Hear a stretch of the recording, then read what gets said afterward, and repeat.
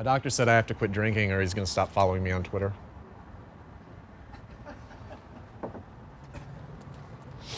So I was at this bar and they give away free hot dogs on Sunday. And there's this guy who's leaving. This guy, and he leaves and he's got like 5 or 6 hot dogs with him that he's taking out the door. And the bartender stops him for a second and says, "What the fuck are you doing?" And he goes, "It's cool, I've got ketchup and mustard at home." Like, that's his response. That's what he says. So this guy, he's grinning and he says, like, "What, do you want me to put them back?" And I pipe up and I go, "Yeah, put them back, because that's obviously really dumb. You're taking complimentary hot dogs. Who takes complimentary hot dogs? No person does that. No one, guys do that. You guy, you're doing it." And so they're like, and he goes, "Well, it's not going to break the bar or anything. They're just hot dogs. They don't cost anything." And I go, "That's the point, man. You can't go to the store and get 8 hot dogs for $1? Tell me you can't do that. Tell me, because you can.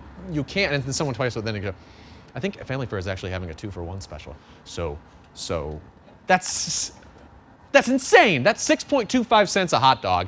That is, anyone can buy. Literally anyone can afford that.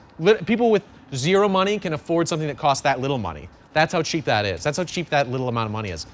People in Africa, I don't know if you've, on TV, in Africa, they're starving. They talk about it on the television. You might have seen this on the television or heard it on the radio with your ears. They are not actually starving in Africa. No one is starving in Africa. No one is starving in the entire planet, not even France. Not even 18th century France are people starving. They're not. They're eating hot dogs is what they're doing. They all make $1 a month, and they eat 2 hot dogs a day. They can afford that, and they can tuck a little away for holidays and potlucks when they need more hot dogs. So this guy's taking who takes hot dogs? And I'm yelling at him. I'm in a suit because I was at a wedding the day before and on someone's couch the night before after the wedding. And so I didn't go to the wedding, though, with my pockets covered in plastic, in the insides, though. The inside's covered in plastic with ice in there so that the shrimp would keep. I didn't bring canteens because it was an open bar with the gratuity included, which is thoughtful for the guests. Fucking hot dogs, man. Hot dogs. If we could feed every hungry person on the planet with hot dogs, it would cost us $10,000 a year. We could feed 7 trillion people. We could stop eating anything else. That's how cheap hot dogs are, because they're made of everything. Everything. And you know what? You know where everything is? Everywhere. The resources for hot dogs are literally in every place, because they're made of all things. And this motherfucker, this guy, fucking heading out, because he can't eat the hot dogs there, because he's got to rush out to the D&W for sample day, where they're probably just giving away hot dogs.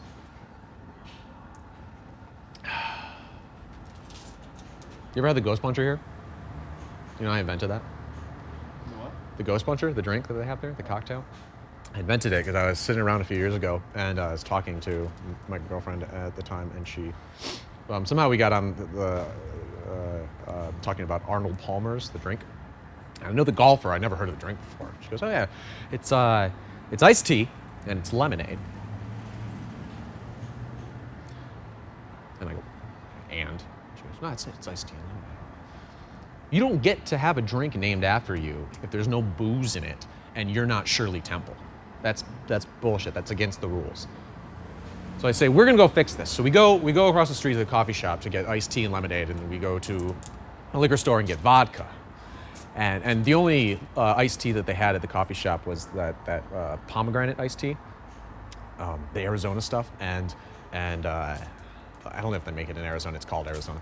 And we put those together, and then we throw the vodka in there, and we've got this drink, and we call it the Ghost Puncher. And the reason I called it the Ghost Puncher is I used to get drunk with Colin Bailey a lot back then, and we would get into arguments about things that no one should talk about, let alone get into arguments where we would stop talking to each other for weeks because we were so just angry about ghost punching, which was one of them. We were arguing about ghost punching. Not whether or not it was possible to punch a ghost, like whether or not, because they can walk on floors, can you hit them? If they hit you, like poltergeists can move things, so can you move, like how it works with the physical realm, and they can go through walls, but they still don't fall through the ground.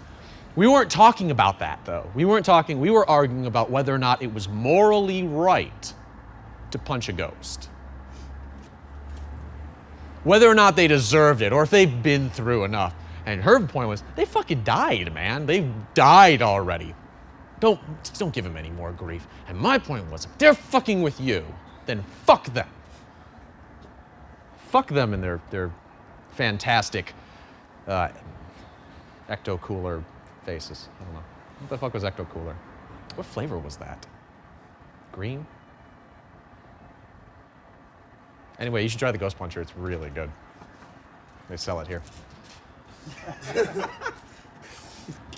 Yeah, Colin and I used to drink all the time together when I lived on Logan Street in the house with Luke Yonkman, which is funny because the wedding that I had been at the day before I met that guy, Mr. Hot Dog,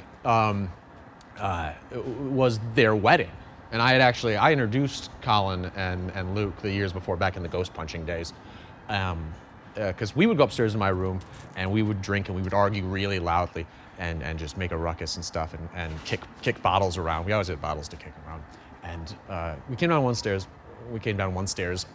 the time, and I introduced her to Luke, and I go, Luke, this is my friend Colin. Colin, this is Luke. She goes, I'm Colin. And he goes, I know you. You're the loud girl. Fuck you. And now they're married. And it was a great wedding. Open bar, gratuity included. Thoughtful.